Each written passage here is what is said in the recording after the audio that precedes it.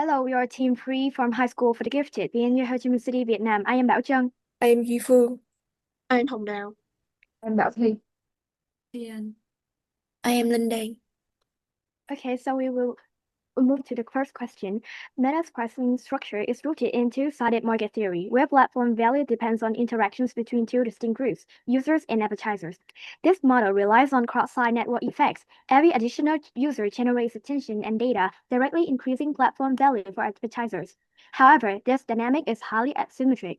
Users generate massive positive externalities for advertisers, but ad load yields neutral or zero utility for users due to clutter.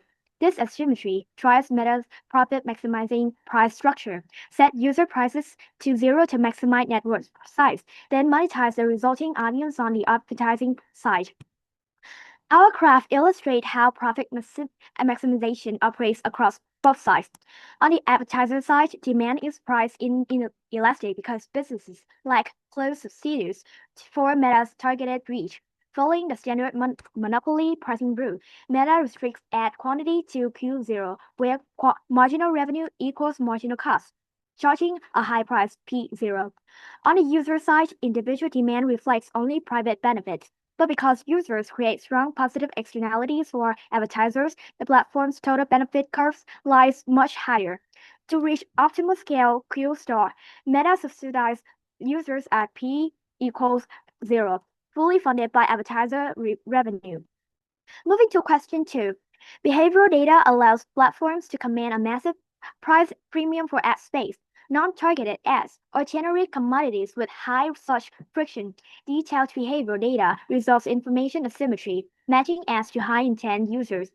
This boosts click-through rates and conversions, significantly raising advertisers' willingness to pay. Crucially, platforms capture the surplus through real-time bidding auctions. Algorithmic price discrimination forces advertisers to bid dynamically for targeted profiles, punishing winning prices extremely close to their maximum willingness to pay and converting advertisers' surplus into platform monopoly rents. This advantages fundamentally alters market structure. On the supply side, data access exposes strong economies of scale and a self-reinforcing data flywheel. As shown in Figure 3, average cost falls sharply from EN to ED as the data stock grows. Startup EN faces steep cost disadvantages, creating an insurmountable entry barrier that consolidates 65% of ad spend into an oligopoly. On the demand side, businesses, especially SMEs, have no viable substitutes offering equivalent scale. Their demand is price inelastic, allowing dominant platforms to act as price testers and retain exceptionally high profit margins. In question 3, we evaluate Question number 3, we evaluate user welfare. While a zero monetary price creates a large nominal consumer surplus from social connections, treating assets as free is a major economic threat. The true effective price is positive, combining time opportunity cost, the value of extractive data, and psychological internalities. Net surplus equal cost benefits minus effective price.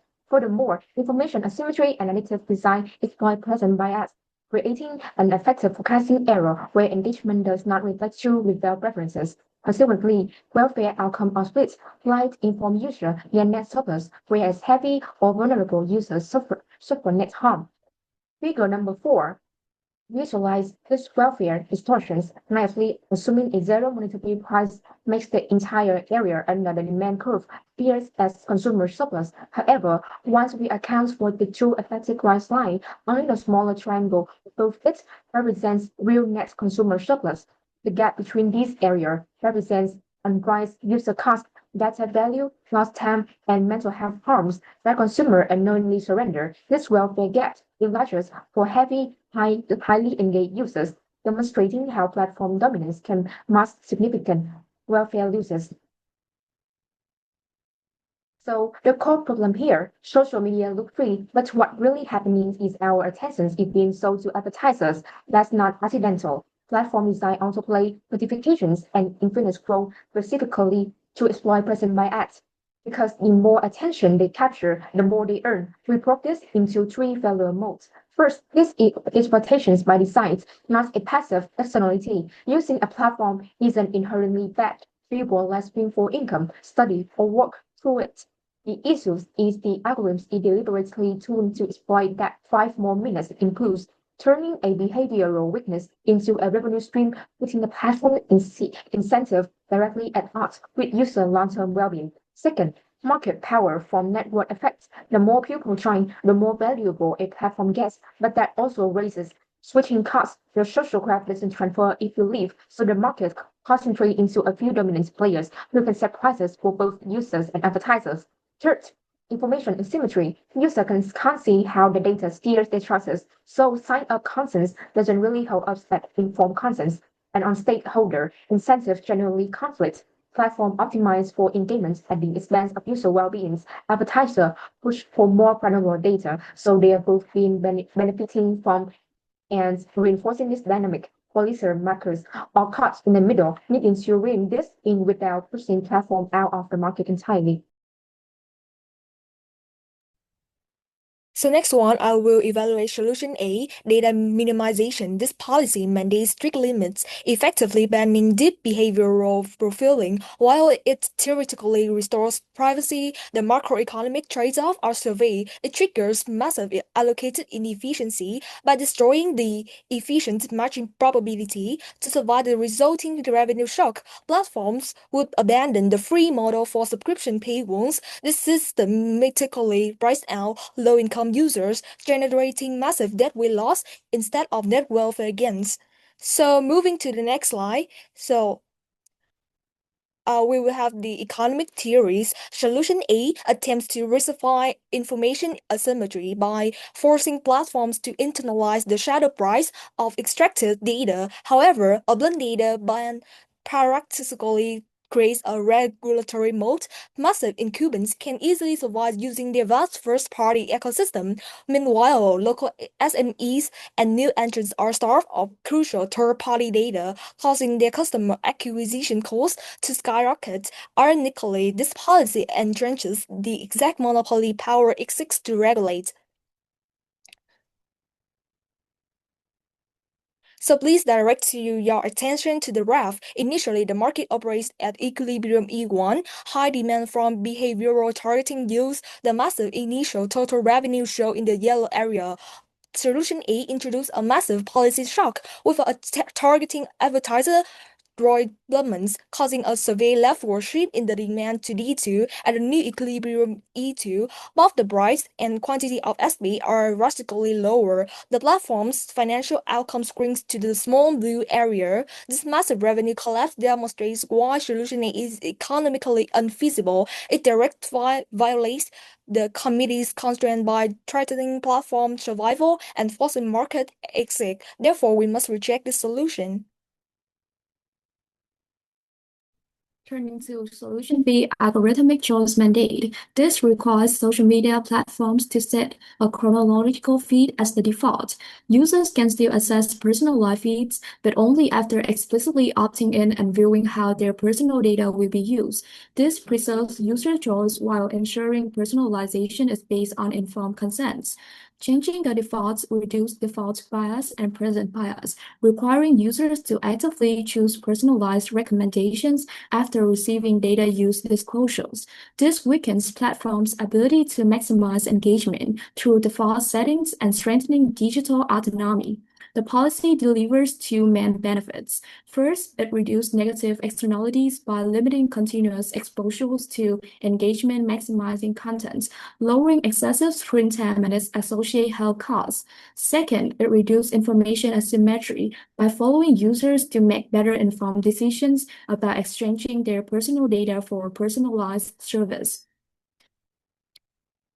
The policy applies behavioral economics by correcting default bias, reduce automatic reliance on personalized algorithms, and using choice architecture to nudge users towards better decisions without restricting choice. However, there are two limitations. First, it reduces allocative efficiency. Without personalized algorithms, chronological feeds may lower matching efficiency between users and relevant content, reducing consumer surplus. Second, limited effectiveness. Some users may still opt in due to limited attentions and consent fatigue, especially when the platform designs to encourage acceptance, so excessive engagement is not fully eliminated. This graph illustrates behavioral overconsumptions of algorithmic contents. Before the policy, users consume at quantity equilibrium 1, where marginal private benefit lies above marginal social benefit, because default bias and information asymmetry cause users to overestimate the private benefits of continued engagement while underestimating its long-term social costs. This results in overconsumption and a welfare loss. After the policy, removing algorithmic defaults shift marginal private benefit to marginal private benefit 2, moving consumption from quantity 2 to quantity 2, closer to the socially optimal quantity, thereby resulting welfare loss. However, because some users still opt in due to consent fatigue, marginal private benefit remains above marginal social benefit. Therefore, quantity equilibrium 2 is still higher than socially optimal quantity, meaning the policy mitigates but does not completely eliminate the market failure. Next, we will analyze Solution C, attention levy. Overall, Solution C imposed a progressive tax on platform advertising revenue calibrated to average daily time on platform per user, with proceeds direct to a public fund for mental health programs, aiming at addressing the negative externalities and the mental health consequences for users. For the logical reasoning, first, the attention tax aims at internalizing negative externalities by increasing marginal costs of exploiting user attention. Second, platforms might intentionally design choice architectures to exploit users' present bias. So by imposing tax on excess engagement metrics, we aim at compelling platforms to modify recommendation algorithms towards socially optimal usage level. Third, the tax mechanism will also fund mental health and digital literacy programs to mitigate the psychological impact on users. So we came to the policy design. We calculated tax by multiplying the platform revenue with the excess time spent multiplier. So first, tax liabilities are calculated on gross advertising revenues to prevent cross-border tax arbitrage and accurately aligns the fiscal burden with local societal harm. Second, to close structural loopholes, the term time on platform should be comprehensively defined as the aggregate duration of active user exposure to or interaction with any content feed delivered by the platform. So through this policy design, we expect platforms to face strong financial incentives and redesign recommendation models to prioritizing content relevance and user well-being over screen time accumulation. Moreover, we also expect platforms to shift away from aggressive attention monetization toward value-added subscription model or high-quality, low-duration ad placements. Finally, we also aim at create a self-sustaining funding mechanism with these funding sources come from taxes to generate values for users. For the applied economic theories, besides the Pickuvian tax I've mentioned, this solution also applies Paul Romer digital advertising tax paradigm. So this policy adopts Romer's core mechanism by targeting localized advertising revenues and innovates by integrating a time spent multiplier. This directly penalizes the financial returns generated from ultra-engaging, high-addiction algorithmic designs, prompting a structural shift in platform business strategies. So for this graph, without the policy intervention, the free market operates at equilibrium EM. This drives the quantity consumption well beyond socially efficient level. Overconsuming digital attention will create deadwood loss. To correct this market failure, a progressive tax is imposed to raise effective price to P star, which shifts private costs to match marginal social costs. So because the gap between the marginal social cost and marginal private cost widens with higher consumption, so the policy acts as a progressive tax on platforms. If a platform monetizes attention through ads while keeping user engagement within recommended safe levels, it faces virtually no tax. However, if a platform exploits attention beyond safe thresholds, it faces steeply progressive tax to compensate for the escalating social damage it causes. Reinvesting in the tax proceeds into public mental health service, digital literacy to shifts the marginal social cost downward in the long run. Now I present option D, structural separation. Option D requires large social media platforms to legally separate their social networking operations from their advertising businesses, creating two independent legal entities. Currently, these platforms are vertically integrated, meaning one firm simultaneously controls user engagement, user data, and advertising monetization. This integrated structure allows behavioral data to flow seamlessly into the advertising system, strengthening targeted advertising and encouraging platforms to maximize user attention.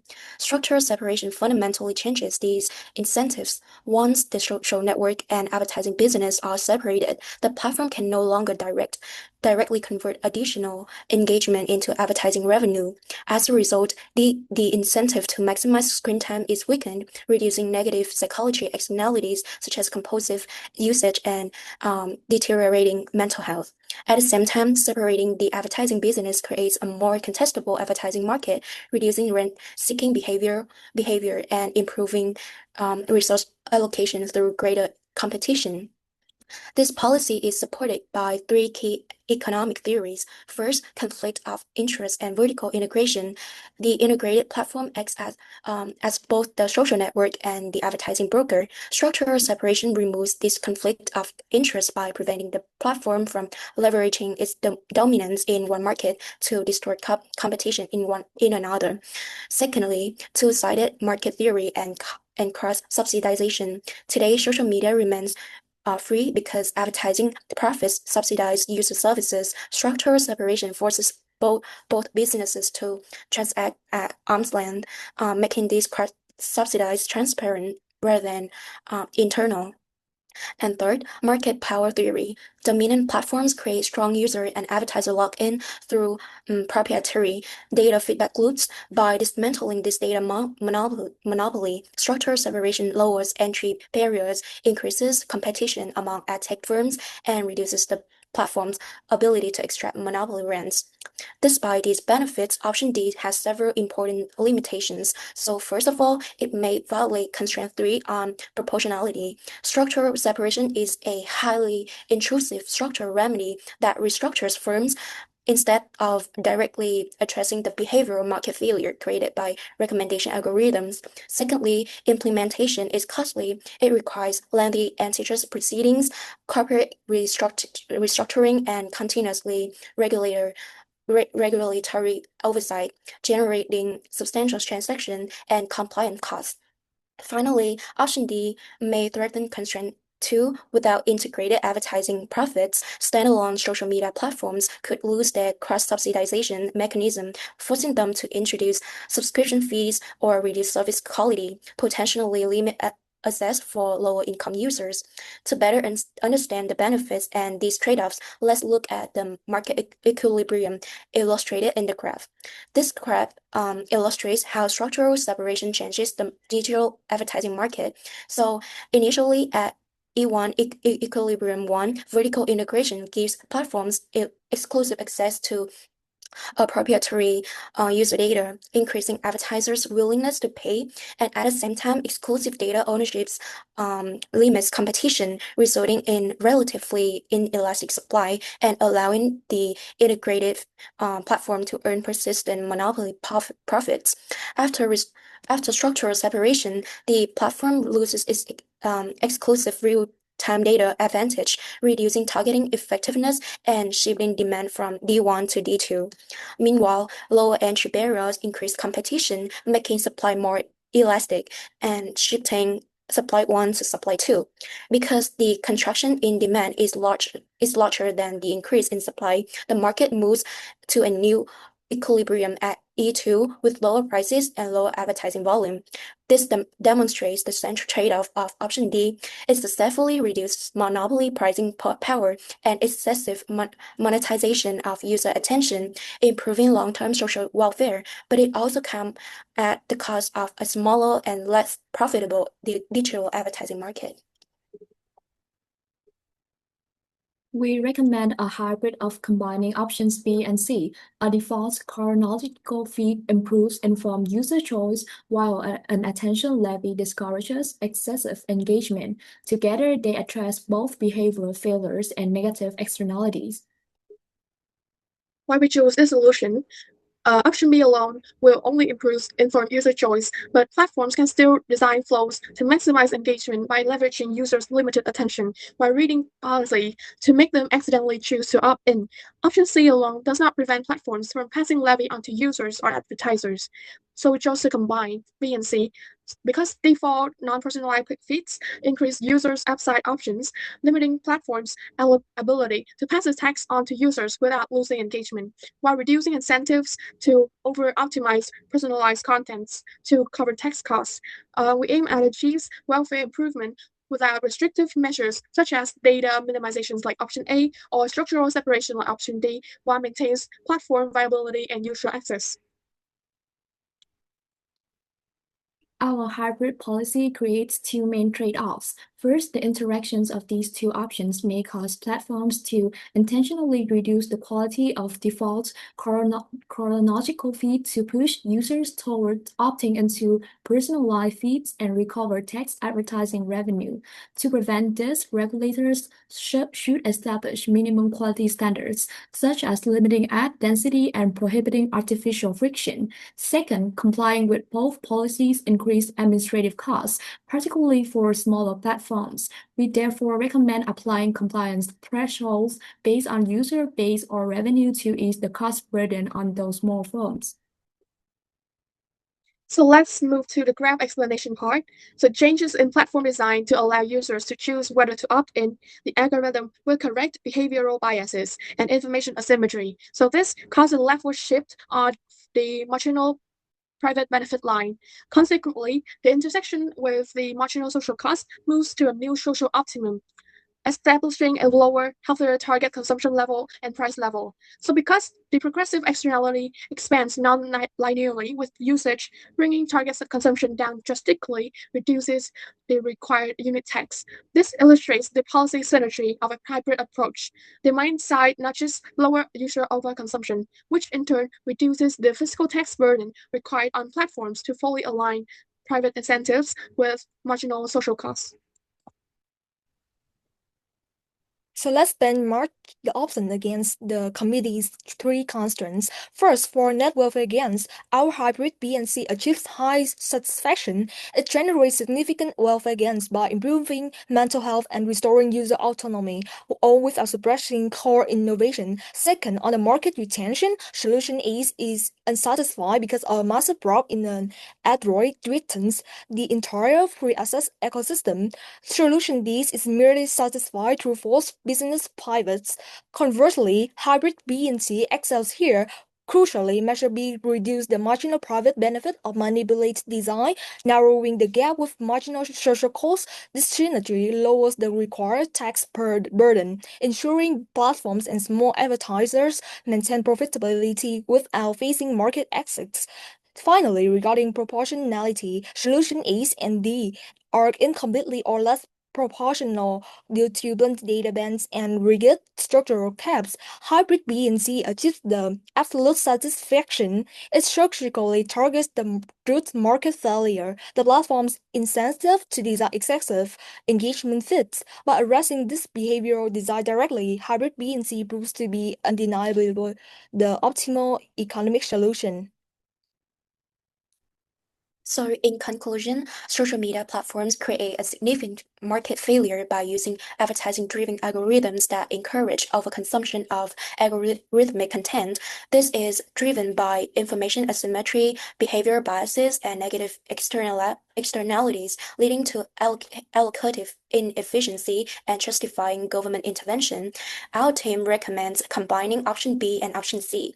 Option B, the algorithmic choice mandate, makes the chronological feed the default option, reducing behavioral distortions while preserving consumer choice. Option C, the attention levi, externalize negative externalities by discouraging excessive attention extraction and realigning platform incentives toward content quality and user welfare. Together, these policies address both the demand and supply sides of the market failure. They reduce overconsumption, improve allocative efficiency, and generate net social welfare gains while maintaining free access, market competition, and user choice. Therefore, we believe this policy package is the most balanced, effective, and proportionate solution to the committee's objectives. So thank you for listening.